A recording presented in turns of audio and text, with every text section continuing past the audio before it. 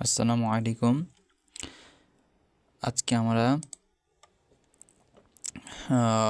আমাদের হাদিস অধ্যায়ের 3য় নম্বর অধ্যায় শুরু করব। মানে 3য় পাঠ শুরু হবে। সেটা হচ্ছে ইসলামে হাদিসের গুরুত্ব। এই ক্লাসটি সুন্দরভাবে করার ইচ্ছা পোষণ করছি, আল্লাহ তৌফিক দিন। যাই হোক, হাদিস ইসলামী শরীয়তের দ্বিতীয় অপরিহার্য উৎস। হাদিসকে উপেক্ষা করে ইসলামী জীবন বিধান কল্পনা করা যায় না।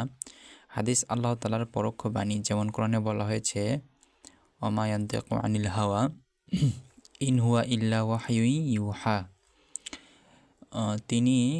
তিনি দ্বারা রাসূল সাল্লাল্লাহু আলাইহি ওয়াসাল্লাম উদ্দেশ্য আয়াত থেকে ভালো করে বুঝাই দিই। ওমা ইয়ানতিকু, এই যে ইয়ানতিকু এটার ফাইল মানে কর্তা হচ্ছে রাসূল সাল্লাল্লাহু আলাইহি ওয়াসাল্লাম।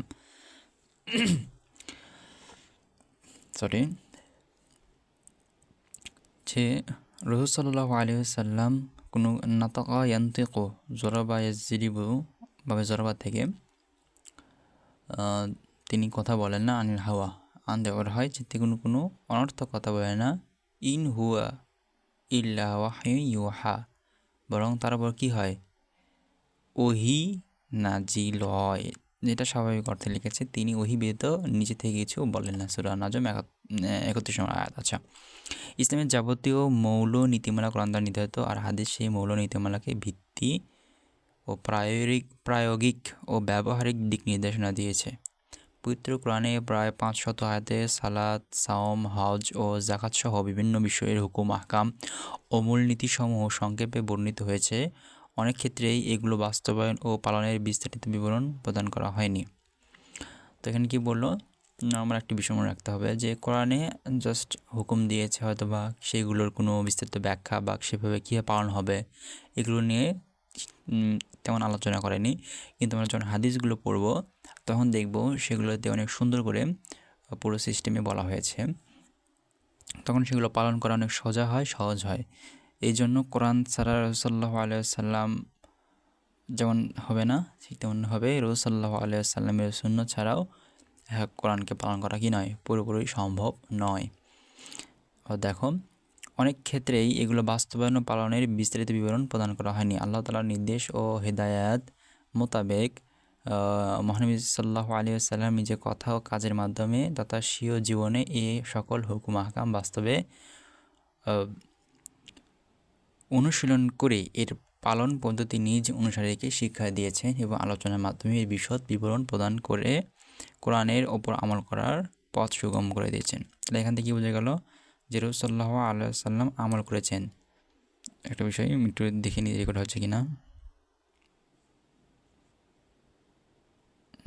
সরি কারণে রেকর্ড হচ্ছে। তো আল কোরআনের তো যেটা বলতে চাচ্ছিলাম যে রাসূল সাল্লাল্লাহু আলাইহি ওয়াসাল্লাম করে দেখিয়েছেন, অর্থাৎ এমনটা যাতে মনে না হয় তার অনুসারীদের যে রাসূল সাল্লাল্লাহু আলাইহি ওয়াসাল্লাম এটা জাস্ট বলেছেন, করেননি, তো যাতে করে তাদের কাছে অসম্ভব বা ইম্পসিবল মনে না হয়, সেক্ষেত্রে তিনি করে দেখিয়েছেন। যেমন নামাজ, রোজা, হজ, জিহাদ যেটাই বলো না কেন। আচ্ছা, আল কোরআনের আদেশ নিষেধ মান্য করে আল্লাহ তাআলার আনুগত্য করতে হয় এবং মহানবীর আদেশ নিষেধ ও তার অনুসৃত বিধিবিধান মান্য করে রাসূল সাল্লাল্লাহু আলাইহি ওয়াসাল্লামের আনুগত্য করতে হয়। আর রাসূল সাল্লাল্লাহু আলাইহি ওয়াসাল্লামের আনুগত্যের মধ্যেই যেহেতু আল্লাহ তাআলার আনুগত্য নিহিত, তাই হাদিসের গুরুত্ব অপরিসীম। এ প্রসঙ্গে কোরআনের আয়াত কয়েকটি উল্লেখ করা হলো। এখন কোরআনের আয়াতগুলোর মাধ্যমে এই বিষয়টা প্রমাণ করা হবে যে আল্লাহ রাসূল সাল্লাল্লাহু আলাইহি ওয়াসাল্লামের হাদিস করা সুন্নাহগুলো কতটা ইম্পর্টেন্ট আমাদের জীবনে, সেগুলো কোরআন দ্বারাই কি বাস্তবায়িত হয়। এগুলো দেওয়ার উদ্দেশ্য এটাই যে বর্তমানে অনেক মুনকিরিনে হাদিস অস্বীকারী বের হয়েছে, যারা চেষ্টা করছে যে হাদিস বলতে আসলে কিছু নেই, হাদিস পালন করতে হবে না, মানতে হবে না, জাস্ট কোরআন ফলো করলেই হবে। এদেরকে আহলে কোরআন বলে। তোমরা বড় হলে পড়বে অবশ্যই। তো তাদের জবাব এগুলো দেখো, কুল ইন কুনতুম তুহিব্বুনাল্লাহা ফাত্তাবিউনি ইউহিব্বুকুমুল্লাহু ওয়া ইয়াগফির লাকুম যুনুবাকুম আল্লাহু গফুরুর রহিম। যে বলুন মানে রাসূলুল্লাহ সাল্লাল্লাহু আলাইহি সাল্লাম, তোমরা যদি আল্লাহকে ভালোবাসতে চাও তাহলে তার অনুসরণ করো, আমার অনুসরণ করো, তাহলে আল্লাহ তোমাদেরকে ভালোবাসবেন এবং তোমাদের গুনাহগুলো মাফ করে দেবেন। তাহলে কি ইত্তেবা, যে ফাত্তাবিউনি, আমার ইত্তেবা করো, আমার অনুসরণ করো, আমি যে কাজগুলো করেছি সেগুলো ফলো করো, তাহলে আল্লাহ তাআলা তোমাদেরকে ভালোবাসবেন। তার মানে কি শুধু কোরআন ফলো করলে হবে না, কোরআনকে রাসূল সাল্লাল্লাহু আলাইহি সাল্লামের এই স্টাইলে ফলো করতে হবে। তারপর দেখো ইন তুতিউহু তাহতাদু, যদি তোমরা রাসূলের অনুগত করে তাহলে তোমরা কী হবে, হিদায়াত পাবে। এই যেগুলো তোমরা বড় পড়বে যে ইন শর্তর জন্য আসে, যদি এটা হয় তাহলে এটা হবে, যদি মানো হিদায়াত পাবে। যাক, ওমা আতাকুমুর রাসূলু ফাখুযুহু ওমা নাহাকুম আনহু ফান্তাহু। এই যে রাসূল সাল্লাল্লাহু আলাইহি সাল্লাম যা প্রদান করেন মানে যা নিয়ে এসেছেন, আতা মানে নিয়ে আসা, রাসূল সাল্লাল্লাহু আলাইহি সাল্লাম আমাদের মানে আমাদের উম্মতের জন্য যা কিছু তিনি বলেছেন, যা কিছু তিনি করেছেন, যা করতে বলেছেন সেগুলো আঁকড়ে ধরতে হবে, শুধু পালন করলে হবে না। ফাখুযু, আঁকড়ে ধরতে হবে, এবং যা নিষেধ করেছেন ফান্তাহু, তাকে বর্জন করতে হবে। এই যে হাদিসের শুরুতে এসেছে তারাকতু ফিকুম আমরাইন লান তাদিল্লু মা তামাসসাকতুম বিহিমা কিতাবুল্লাহ পড়তে পারো, কিতাব আল্লাহ পড়া যায় ভালো, কিতাব আল্লাহি ওয়া সুন্নাতা নাবিয়িহি তার নাবিকে। দুটি জিনিস রেখে গেলাম, এই দুটি জিনিসকে যদি দৃঢ়ভাবে আঁকড়ে ধরো তাহলে তোমরা কখনো পথভ্রষ্ট হবে না। সেটা হচ্ছে আল্লাহর কিতাব এবং তার রাসূল সাল্লাল্লাহু আলাইহি সাল্লামের সুন্নাত। ওকে, এরকম কিছু ঘটনা বলবে যেগুলো খুবই ইম্পর্ট্যান্ট। দেখো, হযরত ওমর রাদিয়াল্লাহু আনহু বলেন, খুব শীঘ্রই এমন অনেক সম্প্রদায়ের উদ্ভব হবে যারা কোরআনের প্রতি সন্দেহ নিয়ে তোমাদের সাথে বিবাদ করবে। তোমরা তাদেরকে সুন্নাহর সাহায্যে পাকড়াও করো, কেননা সুন্নাহর ধারক ব্যক্তি আল্লাহ তাআলার কিতাব সম্পর্কে অধিক জ্ঞান রাখে। তাহলে কি বললো, এই যে সন্দেহ প্রকাশ করে তোমার সাথে বিবাদ করবে, তাহলে আমাদের কী কর্তব্য, সুন্নাহের সাহায্যে তাদেরকে পাকড়াও করতে হবে, কারণ সুন্নাহ ছাড়া তো কোরআন বোঝা সম্ভব না। আর এরা কোরআন নিয়ে বিবাদ লাগবে, এমন আয়াত তোমরা পাবে যে দেখে মনে হবে যে এই আয়াত তো অমুক আয়াতের সাথে সাংঘর্ষিক, ঠিক আছে, এরকম সাংঘর্ষিক মনে হবে, কিন্তু আসলে সাংঘর্ষিক না। হাদিস পড়লে সেগুলো বুঝে আসে, আর কখনো কখনো হাদিস পড়লেও বুঝে আসে না, তখন ফিকহ পড়তে হয়। ফিকহ মানে হচ্ছে ইমামদের মাসাইল পড়তে হয়, সেগুলো বড় ক্লাসের কথা। আচ্ছা, যাই হোক, এইভাবে আবু হানিফা রহমতুল্লাহ আলাইহি বলেন, এই যে ইমাম হানাফি মাযহাব, লাউলা সুন্নাহ মা ফাহিমা আহাদুম মিনাল কোরআন না পড়তে হবে, ঠিক আছে। মা ফাহিমা, যে যদি সুন্নাত না থাকতো, লাউলা সুন্নাহ, যদি সুন্নাহ না থাকতো, বিদ্যমান না থাকলে মা ফাহিমা মিনাল কোরআন, আমাদের কেউই কোরআন বুঝতে পারতো না। ইমাম আহমদ বলেন, ইন্না সুন্নাতা তুফাসসিরুল কিতাবা ওয়া তুবাইয়িনুহু, বুঝছো, যে নিশ্চয় সুন্নত কোরআনকে কী করে, কিতাব দ্বারা কোরআন উদ্দেশ্য, কোরআনকে ব্যাখ্যা করে, অতুবাইয়িনুহু, স্পষ্ট করে, অর্থাৎ খুলে তাবিয়িন করা মানে খুলে স্পষ্ট করে বুঝিয়ে দেয়। তাফসির মানে হচ্ছে ব্যাখ্যা বিশ্লেষণ করে। ওকে, শাহ উলিল্লাহ মুহাদ্দিস দেখলে বলেন, সুন্নাতু বায়ানুন, হ্যাঁ, বায়ানুন লিল কিতাবি ওয়ালা তুখালিফুহু, সুন্নাহ বা হাদিস হলো কোরআনের ব্যাখ্যাদানকারী, সুন্নাহ কোরআনের বিরোধিতা করে না। লা তুখালিফুহু মানে কী করা, বিরোধিতা করা, বিপরীত হওয়া বা অন্য ভিন্ন কথাবার্তা বলা, এরকম আর কি। আচ্ছা, যাই হতাম, ওপর উল্লেখিত আয়াত, হাদিস, মুসলিম মনীষীদের ভাষ্য দ্বারা স্পষ্ট প্রমাণিত হয় যে হযরত রাসূল সাল্লাল্লাহু আলাইহি ওয়াসাল্লাম এর আনুগত্যের মাধ্যমে আল্লাহ তাআলার আনুগত্য ও সন্তুষ্টি নিহিত, আর হাদিসের মাধ্যমে এই কোরআন উপলব্ধি করতে হবে। হাদিস ছাড়া কোরআন বোঝা সম্ভব নয়। এগুলো মাথার মধ্যে রাখলে এগুলো নিয়ে কোনো কী হবে না, মানে পরবর্তীতে যদি কোনো সমস্যা আসে তাহলে সেগুলো নিয়ে কোনো বা সাইকোলজিক্যালি কোনো প্রবলেম হবে না, যে কোরআন কী বলছে, হাদিস বলছে, এগুলো হচ্ছে মূল কথাবার্তা। এখন দেখো, কোরআন ও হাদিসের মধ্যে পার্থক্য আমি কিছু বলেছিলাম কিন্তু শুরুর দিকে, তোমার যদি মনে থাকে আর কি, তবে এখানে দিবি। দেখো, আল কোরআন ও হাদিস ইসলামী জীবন বিধানের মৌলিক উৎস। অবশ্য আল কোরআন ইসলামী শরীয়তের প্রধান উৎস, তবে কোরআন স্বয়ং আল্লাহ রাব্বুল আলামিনের ভাষা এবং মর্ম সম্বলিত। এই যে মর্ম দ্বারা বলেছিলাম মা আনা, হ্যাঁ, আর ভাষা হচ্ছে লাফজ, আর আরবিটা এখানে লেখা যাচ্ছে না ঠিক মতো, তাই হয়তো লাফজ আর মানা দুটোই কি আল্লাহ বলেছিলাম কিন্তু। আর হাদিস হলো আল্লাহ তাআলার পক্ষ থেকে ইঙ্গিত, যা রাসূল সাল্লাল্লাহু আলাইহি ওয়াসাল্লামের ভাষায় প্রকাশ হতো, মানে লাফজ হচ্ছে আল্লাহ রাসূলের কিন্তু মানাগার আল্লাহর। এখন দেখো এটা একটা বড় করে, হ্যাঁ। তবে কোরআন স্বয়ং আল্লাহ রাব্বুল আলামিন, আচ্ছা এটা আর হাদিস আল্লাহ তাআলার পক্ষ হতে ইঙ্গিত। আচ্ছা, কোরআন আল্লাহ তাআলার পক্ষ থেকে প্রত্যক্ষ ওহী বা প্রত্যাদেশ, আর হাদিস আল্লাহ তাআলার রাসূলের প্রতি পরোক্ষ ওহী। প্রত্যক্ষ আর পরোক্ষ, যে প্রত্যক্ষ এবং পরোক্ষ একই কথা। কোরআন হযরত জিবরাইল আমিনের মাধ্যমে হবে, এখানে ভুল লিখছে, হযরত রাসূল সাল্লাল্লাহু আলাইহি ওয়াসাল্লামের নিকট অবতীর্ণ, আর হাদিস অপ্রকাশ্য প্রত্যাদেশ রূপে সরাসরি হযরত রাসূল সাল্লাল্লাহু আলাইহি ওয়াসাল্লামের নিকট অবতীর্ণ। কোরআনের ভাব ও ভাষা আল্লাহ তাআলার নিজের, অপরদিকে হাদিসের ভাব ও মর্ম আল্লাহ তাআলার, কিন্তু ভাষা হযরত রাসূল সাল্লাল্লাহু আলাইহি ওয়াসাল্লামের। যেটা কোরআন ওহিয়ে মাতলু বা পঠিত প্রত্যাদেশ, ওহিয়ে মাতলু, আর আছে ওহিয়ে গয়রে মাতলু। কোরআন কিন্তু তেলাওয়াত করা হয়, হাদিস কিন্তু তেলাওয়াত করা হয় না। তিলাওয়াতুন শব্দ থেকে মাতলু আসছে। কোরআন পাঠ করা ফরজ, অপরদিকে হাদিস নামাজে পাঠ করা যায় না। এগুলো হচ্ছে বেসিক কিছু ফান্ডামেন্টাল পার্থক্য। আচ্ছা, হাদিস সংরক্ষণ, এটা খুব ইন্টারেস্টিং একটা টপিক। এটাকে বলা হয় হিফজে হাদিস, হ্যাঁ,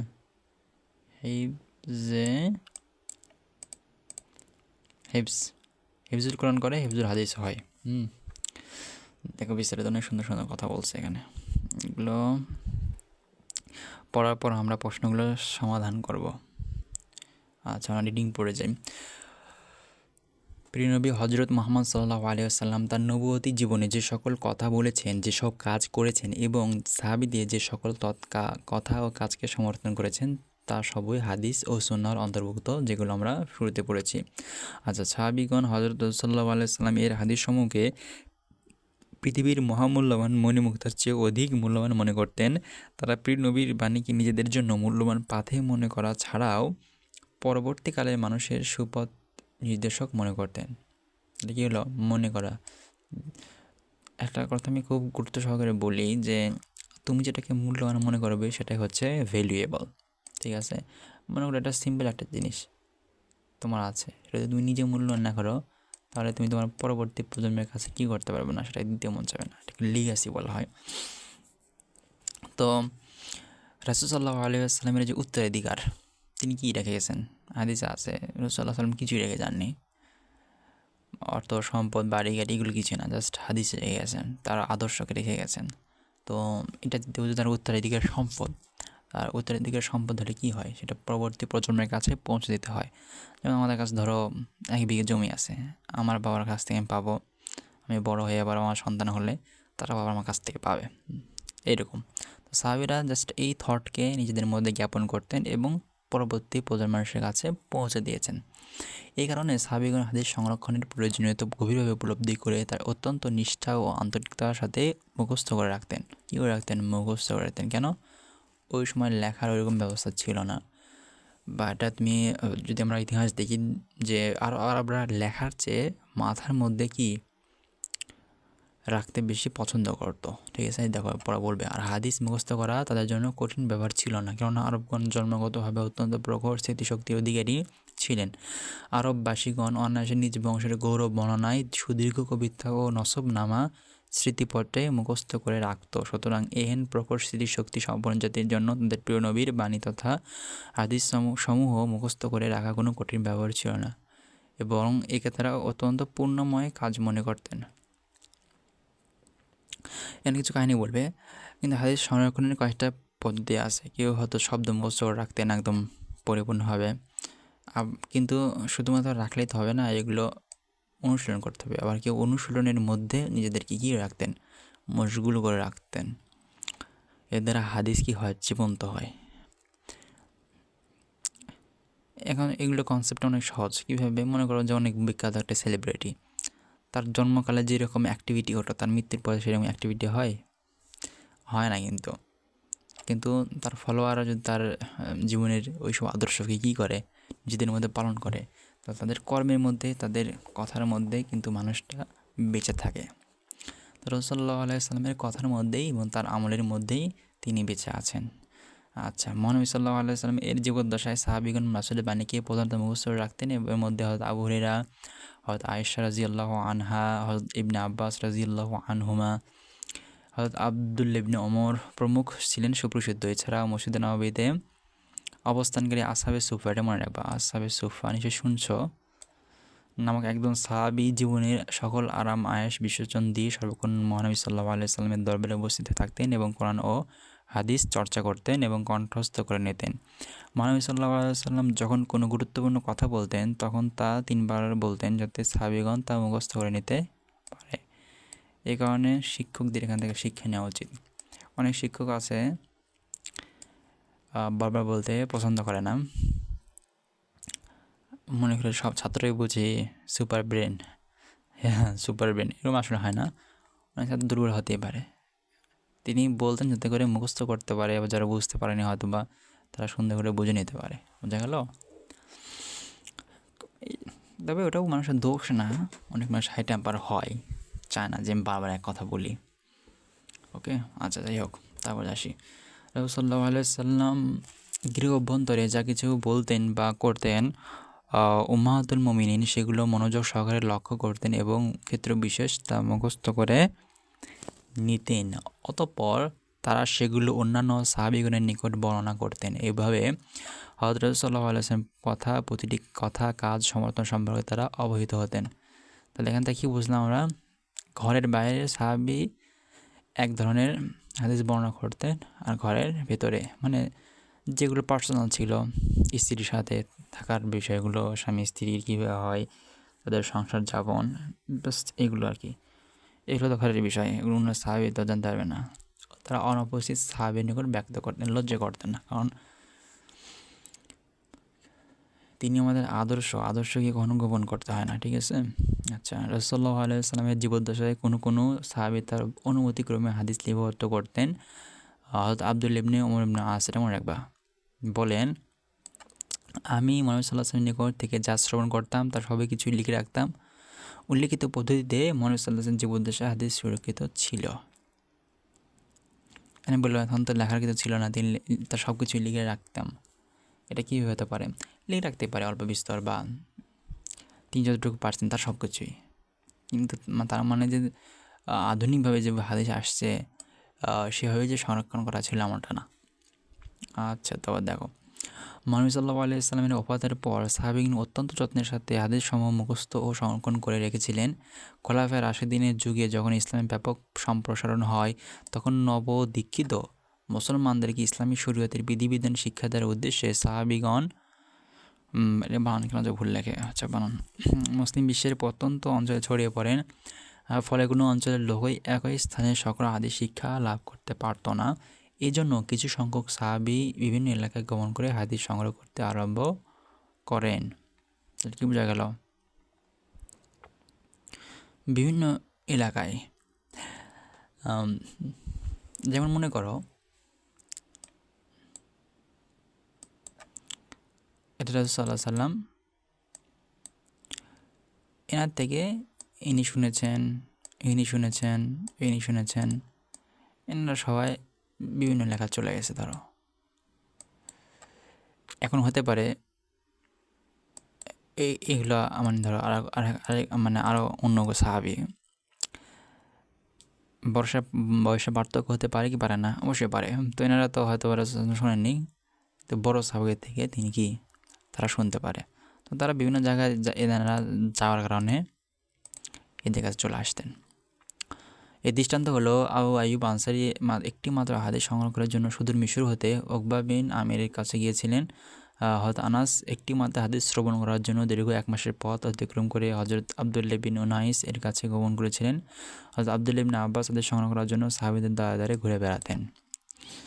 এর থেকে বোঝা যায় তারা কতটা কী ছিলেন, ডেডিকেটেড ছিলেন। আচ্ছা, এভাবে তারা হাদিস সংরক্ষণ করে বিভিন্ন কেন্দ্রে হাদিস শিক্ষা দিতেন। হযরত আবু হুরায়রা রাদিয়াল্লাহু আনহু, হযরত আব্দুল্লাহ ওমর, হযরত আয়েশা মদিনাতে, হযরত আব্দুল্লাহ ইবনে আব্বাস মক্কাতে, হযরত মুসা বসরা, হযরত ইবনে মাসউদ, হযরত আনাস এবং হযরত আলী রাদিয়াল্লাহু আনহু কুফাতে, হযরত আমর ইবনে আস মিশরে, আবু সাঈদ খুদরি সিরিয়াতে হাদিস শিক্ষাদানের দায়িত্ব পালন করেন বা দায়িত্ব গ্রহণ করেন।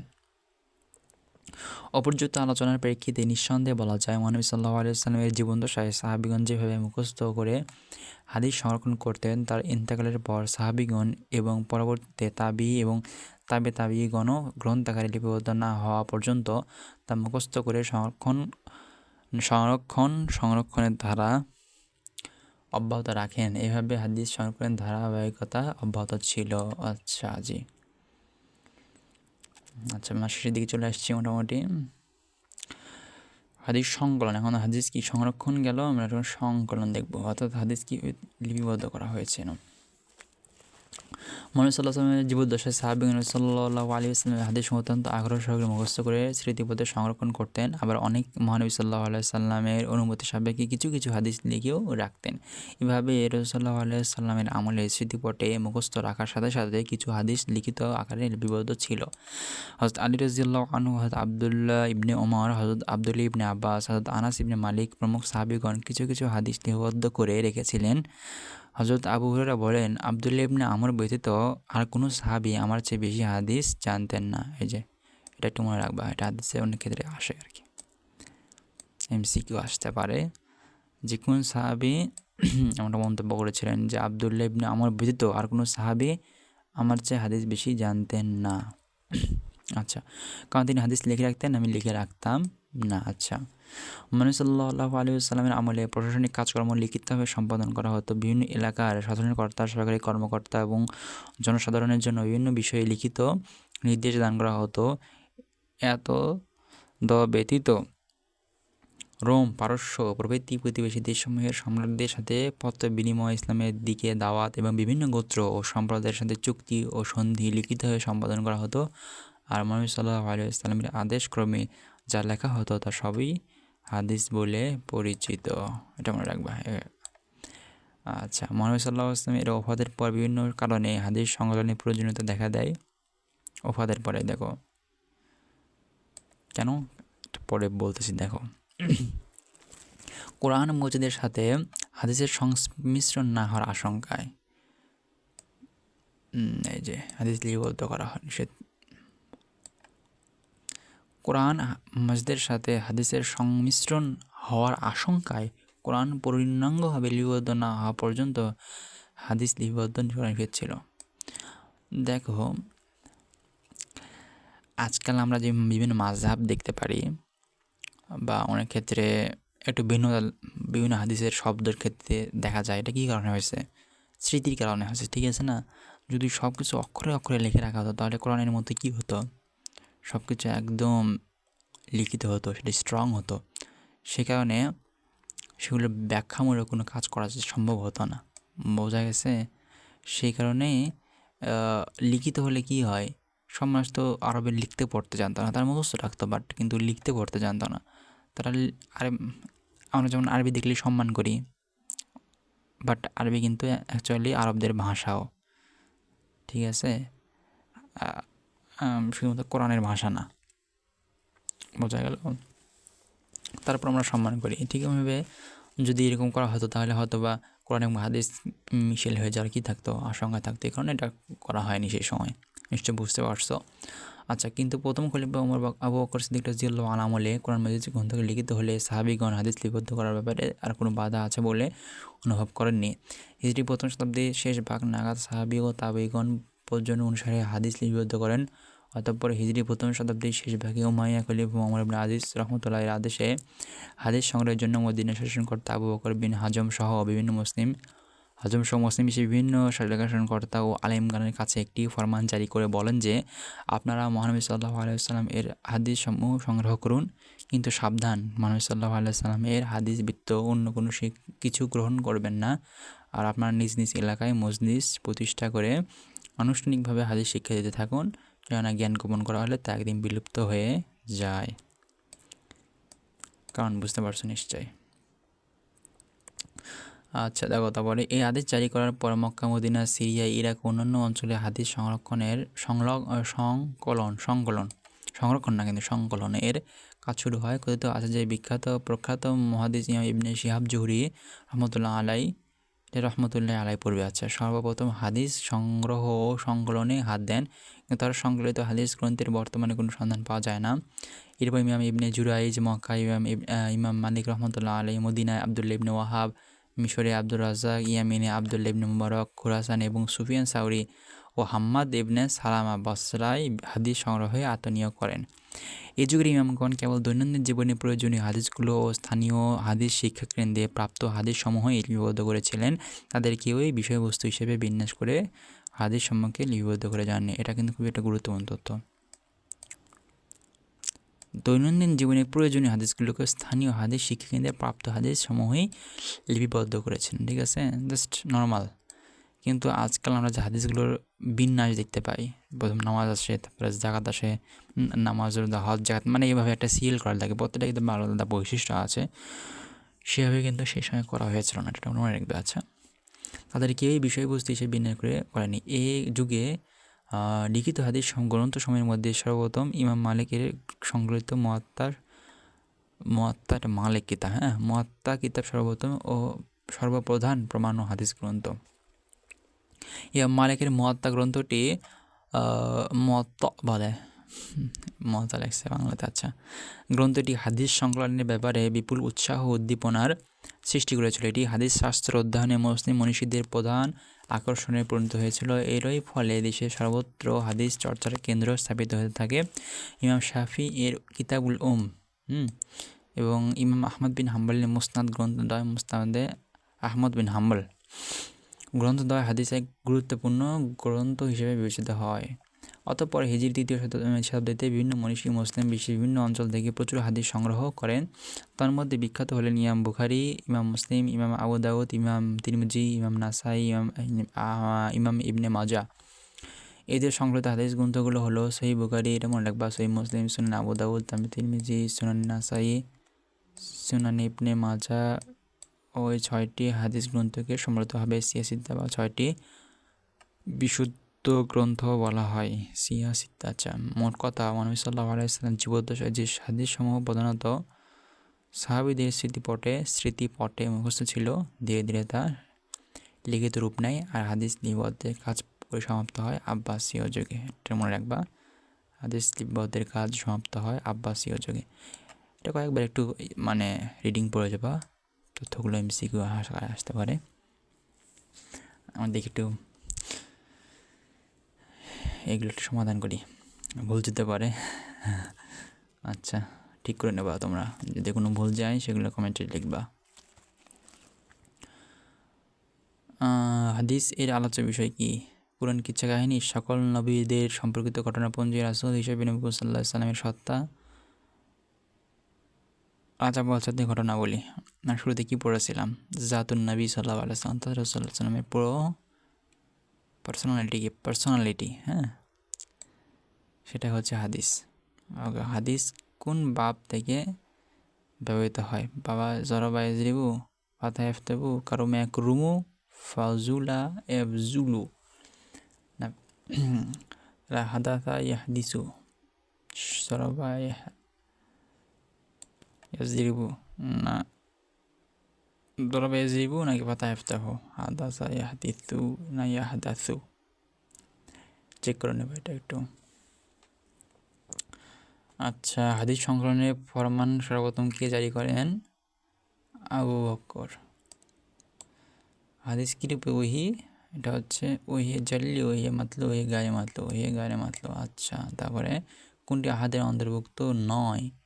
খবরে হাদিস কবি খবরে মোতাওয়াতির, আল খবরুল মোতাওয়াতিরু এভাবে পড়তে হবে, আল খবরুল মাশহুরু, আল খবরুল আজিজ, আল খবরুল গরিব। আচ্ছা, ইন হুয়া ইল্লা ওয়াহয়ুন ইউহা ওয়া মা ইয়ানতিকু আনিল হাওয়া ওয়া ইন হুয়া ইল্লা ওয়াহয়ুন ইউহা। চাই আয়াত অংশ দ্বারা হাদিসকে ওহির অন্তর্ভুক্ত করা হয়েছে, কারণ নবী সাল্লাল্লাহু আলাইহি ওয়াসাল্লাম কোরআন তেলাওয়াত ছাড়াও স্বাভাবিকভাবে কথা বলতেন না। এটা বাদ দেখা যাচ্ছে, নবী সাল্লাল্লাহু আলাইহি ওয়াসাল্লাম স্বাভাবিক কথাবার্তা ওহির দ্বারা প্রত্যদিষ্ট হয়ে বলতেন, রাইট। নবী সাল্লাল্লাহু সব কিছু আল্লাহ তাআলার প্রত্যক্ষ নিয়ন্ত্রণে আবদ্ধ ছিল, রাইট। তাহলে 2 আর 3 তা অপশনই দেয়নি, ভুল কি গেল, শুধুমাত্র 3 মনে হয়। তাহলে নবী করিম সাল্লাল্লাহু আলাইহি ওয়াসাল্লাম স্বাভাবিক কথাবার্তারাও ওহির দ্বারা প্রত্যদিষ্ট হয়ে বলতেন, তাহলে এটা বাদ যাবে। হ্যাঁ, এটা বাদ যাবে, এটা বাদ। জাস্ট 3 নম্বর, এটা রাইট। তো সৃজনশীল প্রশ্নগুলো তোমরা ইয়ে করবো। আগামীকাল ইনশাল্লাহ বাবু সালামের মূল হাদিসে যাব, এটা তোমাদের হোমওয়ার্ক ইনশাল্লাহ।